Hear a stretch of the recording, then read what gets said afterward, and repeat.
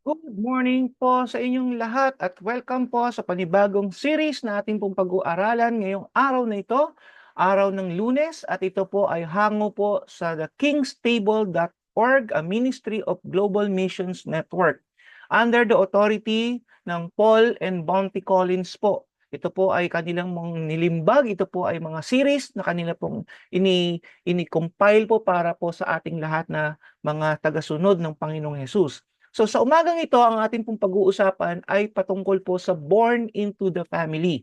Born into the family, ano ba ibig sabihin itong born into the family? It means to be part of the family of God. Ito po ay may mga series of lessons na kung saan tuturo po sa atin dito yung foundation na tayo daw po ay isang bahagi ng pamilya ng Diyos. So ito po ay isang bagong culture po na kailangan po nating matutunan at maisabuhay po. Kailangan po natin makita ano ba ang estado ng mga mananampalataya para magkaroon po tayo ng freedom po talaga sa nangyayari po dito sa mundong 'to, nang sa gano'n po magkaroon tayo talaga ng mindset to be citizens of heaven. So, unahin po natin ang series na Born for a New Beginning. Tingnan po muna natin kung ano po ba ang tinuturo ng mga bagong ginawa ng Panginoon sa buhay ng isang mananampalataya. Ang sabi ng 2 Corinthians 5:17, "Therefore, if anyone is in Christ, he is a new creation. All things had passed away. Behold, all things have become new." So lahat daw pong nang na kay Kristo Jesus, yung lumang pagkatao po niya, yung old self po niya, ito daw po ay wala na. Ito daw po ay dapat mawawala na. Old thing had passed away. Past tense po, passed away. So behold, sabi dito, all things have become new. So unti-unti po binabago ng Panginoon from glory to glory, binabago tayo ng ating Diyos. Kaya ito po yung binabanggit dito sa talatang ito.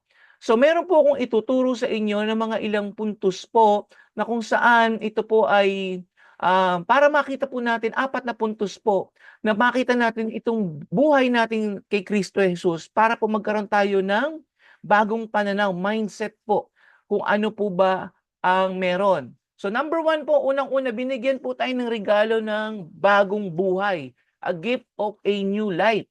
Yan po ang unang binigay sa atin 'pag na kay Kristo Jesus tayo. Kaya nga po, dapat tayo po ay nagbabago, nagta-transform into new thing. Sabi nga po ng 2 Corinthians 5:17, into Christ-likeness po. Kaya 'pag ang isang Kristiyano po ay hindi nagbabago, sinasabi nilang they are confessing they are Christians, but they are not being renewed day by day. Naniniwala po ako wala silang tunay na encounter sa ating Panginoon. Hindi talaga namumuhay ang ating Panginoon sa buhay nila. Sapagkat lahat po na kay Kristo ay nagbabago po. Yes, nagbabago po. So hindi ko naman po sinasabi na instantly parang isang magic na biglang nagbago ang itsura ng tao o ang ugali ng tao. Hindi po. Yan po ay unti-unting binabago ng Panginoon.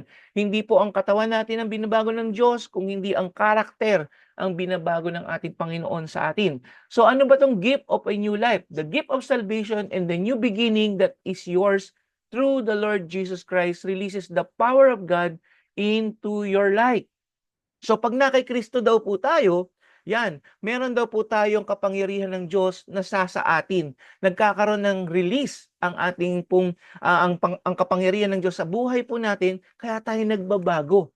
Yung po ang difference ng merong Kristo, may genuine encounter kay Kristo, at yung pong walang Christ sa kanilang buhay. So 'pag na kay Christ po daw tayo, yung kapangyarihan ng Diyos ay sumasa atin at kaya tayo nagkakaroon po ng transformation. Somebody share the gospel to you and you believe the word of God and accept Jesus Christ into your life. Kaya po tayo nagkaroon ng pananampalataya dahil po mayroong taong nag-share. May narinig po kayo. There are a lot of media na kung saan paano po tayo nakarinig ng good news, yung pong salita ng Panginoon, yung pong ebanghelyo. At isa nga po dyan ay yung mga tao po na ginamit para po personal na kinausap po kayo. Yung iba naman po social media, yung iba naman po dumalo kayo sa isang gawain, small group o isang malaking gathering no po o simbahan na kung saan doon po ipinapangaral ang mabuting balita ng Diyos. Kaya po nagkaroon kayo ng pananampalataya. Alam niyo po ba, nang sabi ng Biblia na ang pananampalataya daw po ay nagmumula sa pakikinig at pakikinig ng salita ng Diyos. So kung wala po tayong napakinggang salita ng Diyos, hindi daw po tayo magkakaroon ng pananampalataya. Yan daw ay guni-guni na lang natin. So akala natin ito lang pinaniniwalaan natin, pero hindi po pala. Ang kailangan marinig natin at maintindihan natin ang salita ng Diyos at doon po pumasok ang pananampalataya. And when you believe the gospel, when you believe the word of God, doon lamang po kayo magkakaroon ng tunay na pagtanggap. Kailangan maniwala po kayo at accept nyo po yun, yung pong regalo ng Diyos. Kasi po, yan po ay isang salita na buhay po yan. Ngayon, kung narinig lang po natin, nilabas sa kabilang tenga, wala pong effect po yan sa isang tao. So, kailangan po isipin, namnamin, at tanggapin ang salita ng Panginoon. Ang sabi ng Romans 1:16, kaya po nagkaroon tayo ng bagong buhay dito, may nagturo po, may nag-share. Sabi dito, I am not ashamed of the gospel because it is the power of God for the salvation of everyone who believes. So may power po talaga eh. Ang problema lang po talaga, kailangan lang maniwala po tayo. Kaya sabi dito, everyone who believes. Dahil kung hindi po tayo naniniwala, wala po tayong matatanggap na salvation. Wala tayong matatanggap na regalo. In these days po, napakarami na pong nagse-share ng good news. Napakarami pong way paano nila ginagamit ng Lord ang iba-ibang paraan para maipahayag ang mabuting balita o ebanghelyo ng Diyos. Pero ang mga tao po, sa dinami-dami pa rin ng tao sa mundo, hindi sila naniniwala. At madalas po, sila ay naririnig lang nila at binabaliwala po nila ang salita ng Diyos. Pero alam niyo po, kagaya po ng mga nagpapahayag, dapat hindi kayo nahihiya. Kayong mga mananampalataya po dyan na nakikinig sa akin at nanonood itong vlog na ito, huwag po kayong mahiya. Ang sabi dito, you should not be ashamed of the gospel because it is the power of God for the salvation of everyone. So, kailangan po nating ibuka ang ating mga bibig. I-share po natin yung mabuting balitaan ng Panginoon.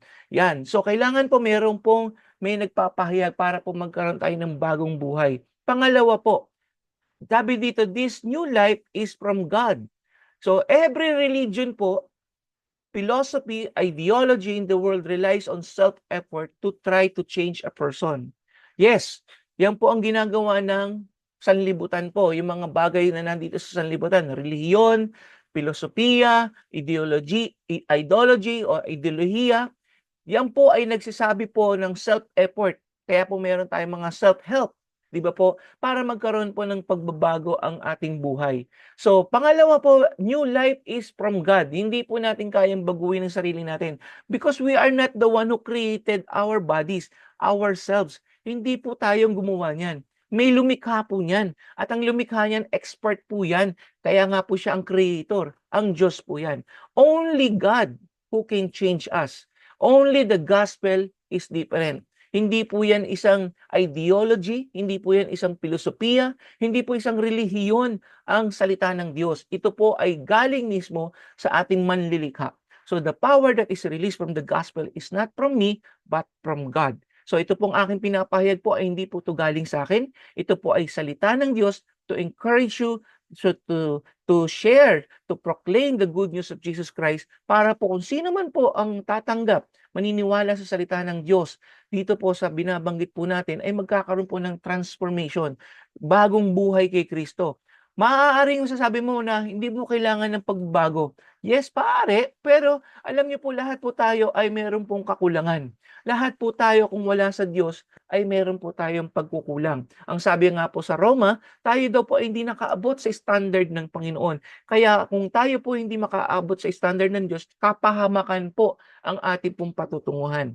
Ang sabi po ng 2 Corinthians 4:7, but we have this treasure in jars of clay to show that in all surpassing power is from God and not from us. So the new life from God, ito daw po isang treasure.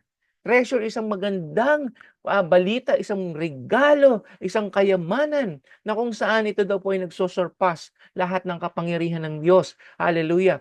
So mayroong life transformation po. Kapatid, ini-encourage kita. Kung ikaw man ay matagal ka nang uma-attend sa church, kung ikaw man ay nagbabasa ng Bible, pero ang buhay mo ay hindi nagbabago, ano po ba yung mga bagay na hindi nagbabago sa'yo?